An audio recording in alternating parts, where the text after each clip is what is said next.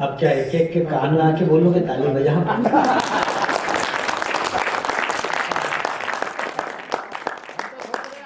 तो सोच रहे मार्टिन बहुत अच्छा, मैं तो जब भी गाजियाबाद आता हूँ भावुक हो जाता हूँ। अच्छा, मेरी आंख में आंसू आंसू आए। यहाँ की मिट्टी को चंदन समझकर माथे से लगाता हूँ, मिट्टी नहीं मिलती है तो खड्डा खोद के मिट्टी निकालता हूं। इसलिए नहीं कि कोई पावन और पुनीत भूमि है, इसलिए ऐसा कहता हूँ कौशिक जी कि आज से 17 साल 4 महीने 29 दिन पहले खुद की शादी के लिए लड़की देखना है। यही नहीं मैडम, सही था, क्योंकि मेरी एक्सपायरी डेट नजदीक थी, लड़की तो पसंद आ गई थी। मैंने कहा देवी, देवी तो क्या वो श्री देवी थी। मैंने कहा देवी तू मुझे पसंद तो आ गई, पर ये बता दे पिताजी की हैसियत कार देने की है क्या? लड़की गाजियाबाद की थी, पलट कर बोली हैसियत तो हवाई जहाज देने की है, तुझ में दम हो तो हवाई अड्डा बना के दिखा। बात कर रहे थे महाकाल साहब, तो बहुत संस्कारवान शहर है। हमारे यहाँ तो संस्कार के नाम पे एक ही संस्कार जानते हैं, अंतिम संस्कार। ये अफजोन जी बात कर रही थी, श्वेता बात कर रही थी, सेल्फी का जमाना है आजकल, जिसको देखो वो सेल्फी सेल्फी सेल्फी। शंभू, हाँ भाई साहब, वो हमारे यहाँ तो लोग आते हैं महाकाल लोग के बाद, वो महाकाल की जो पिंडी है ना उसके साथ ऐसे बैठ के सेल्फी लेते यूं। बात समझ जाओ तो तालियां बजा देना। मैंने कहा बेटा ये तो तू ले रहा है, कभी उसने ले ली तो।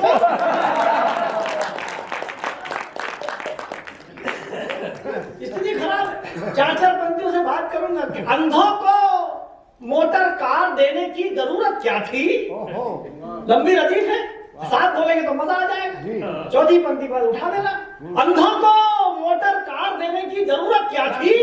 डाकुओं को पूरा बाजार देने की जरूरत क्या थी?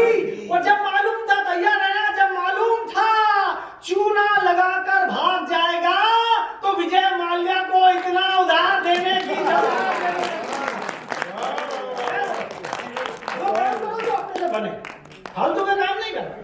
फिर 4 पंक्तियां पढ़ता हूँ, समय कम है, मान लिया अध्यक्ष जी ने मेरे को थोड़ा सा समय दे दिया, 4-4 पंक्तियों में बात खत्म कर दी हूँ। चौथी पंक्ति फिर आप मेरे साथ बोलेंगे, आनंद दुगुणित कर लीजिए, हंसे मस्त रहे, क्योंकि जिसकी मस्ती जिंदा है उसकी हस्ती जिंदा है, वरना कहीं तो जबरदस्ती जिंदा है। हंसे जब मौका मिले, हंसे, अपने आप पर हंसे, अपने ऊपर रखे, दूसरों को मत हंसे, खुद पे हंसे। गजब के ठाठ हो जाते, अपने भी राजपाट हो जाते। अच्छा, गजब के ठाठ हो जाते, अपने भी राजपाट हो जाते। और अगर मिल जाती कोई अनुष्का शर्मा तो हम भी गम के विराट। तालियां कम है,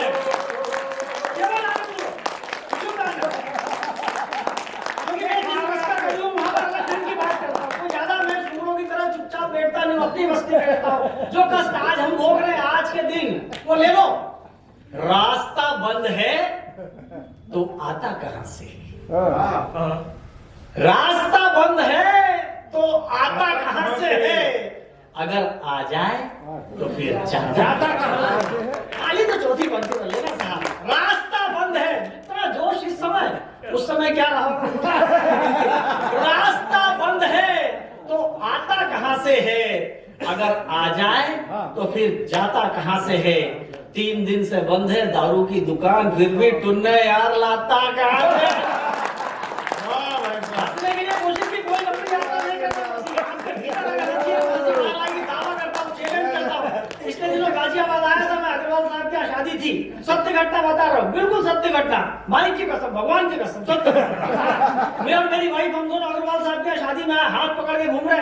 वो भाभी जी आपके वो है ना वो ज्वेलरी का मार्केट, सोने चांदी की दुकान में ऐसे हाथ पकड़ के घूम रहे, जिले इलाही की मुद्रा ऐसे। सामने से आदरणीय भाई साहब ऋषि शर्मा जी चले आ रहे हैं। लगभग मुझे डांटते हुए पूछ लिया, दिक्कत जी शादी को कितने साल हो गए? मैंने कहा भाई साहब यही भी 17-18 साल। बोले 18 साल बाद भी इतना अनन्य प्रेम कि गाजियाबाद के ज्वेलरी के मार्केट में खुद की बीवी का हाथ पकड़ के घूम रहा है, ऐसा टूट प्यार। मैंने कहा भाई साहब प्यार गया भाड़ में, हाथ छोड़ दूंगा दुकान में घुस जाएगी। Be practical in the life, अपने को प्रैक्टिकल होना, केमिकल होना नहीं। पिए हुए को पिलाने की जरूरत क्या थी? पिए हुए को पिलाने की जरूरत क्या थी? बंदरों को चने खिलाने की जरूरत क्या थी? और अगली पंक्ति आपको लगे कि मैंने ठीक कह दिया हो तो फिर आपका समर्थन के पिए हुए को पिलाने की जरूरत क्या थी? बंदरों को चने खिलाने की जरूरत क्या थी? 5वीं कक्षा में जवान हो गया तुम्हारा बेटा, अभी से उसे एंड्रॉइड दिलाने की जरूरत है।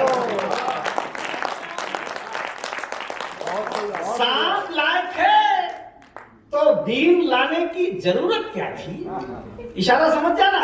सांप लाए थे, मैं कमजोर मिजाज का कवि हूं, सांप लाए थे तो बीन लाने की जरूरत क्या थी?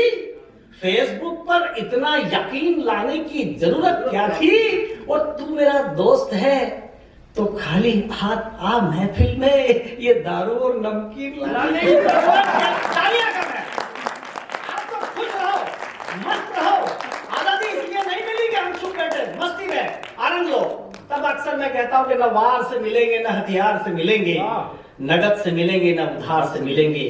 और ये गूगल का जीपीएस तो रास्ते दिखाएगा, चलने के तरीके तो संस्कार से मिलेंगे। दूध के कितने धुले हो बताएं क्या? दूध के कितने धुले हो बताएं क्या? और इशारा समझ जाना है ग्रंथकार कैसे कह सकता है, दूध के कितने धुले हो बताएं क्या? हमारी जेबों में आईने हैं, दिखाएं क्या?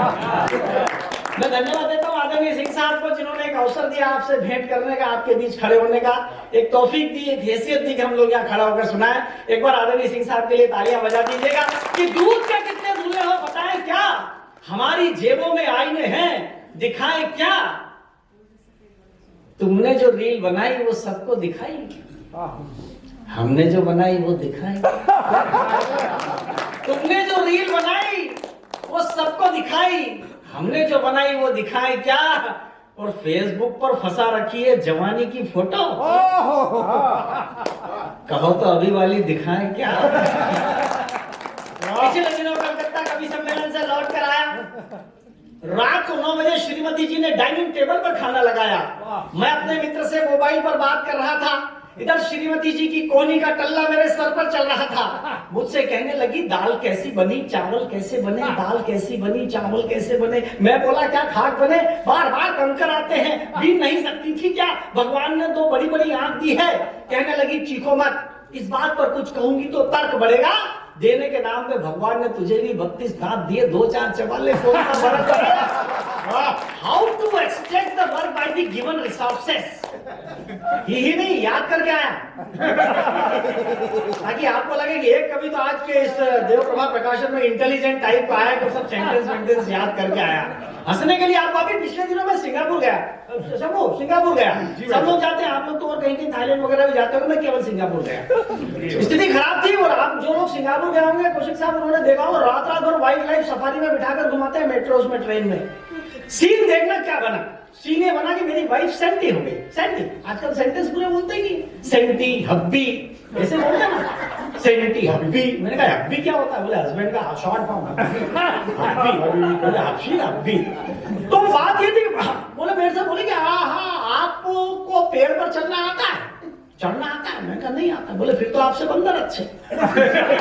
ही नहीं सर, मैं डिप्रेशन में आ गया, उज्जैन में जाके फुदक के पेड़ पे चढ़ना सीख लिया, 15 दिन तक प्रैक्टिस करी, मंदिर के पीछे जो जंगल है। 15 दिन बाद आया, किचन में खड़ा होकर जोर से चिल्लाया, बेबी अब मुझे पेड़ पर चढ़ना आता है। वो बोली, अब आप में और बंदर में कौन सा फर्क रहेगा? मरण हमारा ही है, कटना हमको पड़ता है। मेरा पड़ोसी मिस्टर संतोषी, एक अंतिम शब्द चित्र पढ़ के अपना स्थान लेता हूं कि मेरा पड़ोसी मिस्टर संतोषी 15 बरस बाद अफ्रीका से लौट कर आया। मेरा पड़ोसी मिस्टर संतोषी 15 बरस बाद अफ्रीका से लौट कर आया।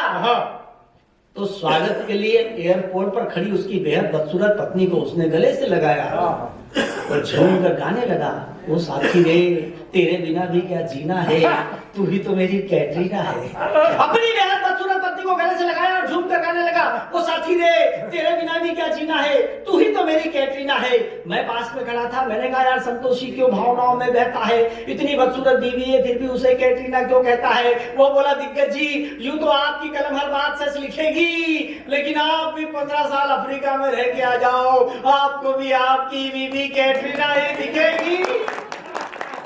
और चलते चलते केवल 4 पंक्तियां समापन की पढ़ता हूं, इसलिए पढ़ता हूं कि पिछले दिनों आईसीसीआर ने मुझे 8-10 शहरों में काव्य पाठ के लिए इंग्लैंड भेजा था। जब लोड कराया अंतर्राष्ट्रीय एयरपोर्ट टर्मिनल 3 पे खड़ा हुआ था, बिल्कुल सत्य घटना। मैंने देखा एक लड़की मोबाइल से सेल्फी ले रही थी, हालांकि सेल्फी मोबाइल से ही ली जाती है, ऐसे करके आओ, न जाने कौन सा मुंह बना रही थी, पाउट। क्षमा कर देना, क्योंकि डार्विन ने कहा कि जिस संग का जिस ढंग से प्रयोग करोगे आगे चल के वो अंग उसी प्रकार का हो जाएगा। बड़ी बात ये नहीं थी, बड़ी बात ये थी कि हर सेल्फी के बाद वो रुमाल से अपने मोबाइल का कैमरा साफ करती और फिर सेल्फी लेती। तब मैंने उससे कहा कि मेरा बेटा, बिटिया, तुम मोबाइल का कैमरा साफ मत करो, अपना चेहरा साफ कर लो, फोटो ठीक आ जाए। अंतिम 4 पंक्तियां आपको सौंपता हूं, विदा लेता हूं और आमंत्रण देता हूं उनको जो आज जिनकी सभापतित्व में आज ये कार्यक्रम हो रहा है कि बहुत सेल्फियां लेते हो, जरा मुस्कुराया करो। बहुत सेल्फियां लेते हो, जरा मुस्कुराया करो, अपने चेहरे को आईना भी दिखाया करो। तो ये जमाने के तजुर्बे तुम्हें गूगल पर न मिलेंगे, मिले जो वक्त माँ बाप के पास बैठ जाए, मिले जो वक्त माँ बाप के पास बैठ जाए। बहुत बहुत धन्यवाद, बहुत बहुत साधुवाद। देवगौड़ा प्रकाशन और आज इस संस्थान के सहयोग से आदरणीय बीपी सिंह बिलिन साहब के महीने मार्गदर्शन में हम सब यहाँ इकट्ठा हुए और आपका मनोरंजन किया, हंसाया। हम लोग वाचिक परंपरा के हैं, हमसे कोई त्रुटि हो सकती है, रदीफ काफी है, कहीं ना कहीं हमसे छूट सकते हैं, उतना अध्ययन नहीं है हमारा, लेकिन फिर भी हमारी कोशिश रहती है, एक परफॉर्मर होने के नाते हमारा प्रयास रहता है कि हमारे चेहरे पर मुस्कान आ सके। वाचिक परंपरा लोक रंजन के लिए होती है, ये मानकर चलिएगा। लेकिन मैं अब उस बहाने पर खड़ा हूं, हम आराधना के अर्थ से शुरू हुए और निरंजना की ध्वनि पर हम विराम देना चाहते हैं। हम इस आयोजन का भरत वाक्य रखना चाहते हैं। ये जागरण की बेला है, यह उत्सव का अमृत काल चल रहा है, तब एक ऐसे गीतकार को हम आहूत करना चाहते हैं जो शताब्दियों तक हमें याद रहेंगे और आने वाली पीढ़ियां उनके गीत गुनगुनाएगी। मैं दावा करता हूं, यह हमारा सौभाग्य है कि हम उस पीढ़ी में जहां पर डॉक्टर विष्णु सक्सेना हमारे बीच है और हम कह सकते हैं कि हमने डॉक्टर साहब को सामने बैठकर सुना और हम कह सकते हैं कि हमने सप में बैठकर सुना। मैं उनके लिए क्या पंक्तियां दूं? कहीं गीत ऋषि नीरज जी ने कहीं लिखा था कि कांपती लौ ये स्याही ये धुआं ये काजल, कांपती लौ ये स्याही ये धुआं ये काजल, उम्र सब अपनी इन्हें गीत बनाने में कटी और कौन समझेगा मेरी आंखों की नमी का मतलब। जिंदगी वेद थी पर जिद बंधाने में कटी। कोई गीत नहीं गाता है, गीत अधर का क्या नाता है, और जिसका जितना दर्द अधिक है वो उतना मीठा गाता है। तो कैसे सस्वर इतने रसीले गीतकार, इतने मीठे गीतकार, इतने बेहतरीन गीतकार जो हमारे लिए गौरव की बात है कि वो वाचिक परंपरा से आते हैं। आप सब मिलकर एक बार दोनों हाथ उठाएं, जोरदार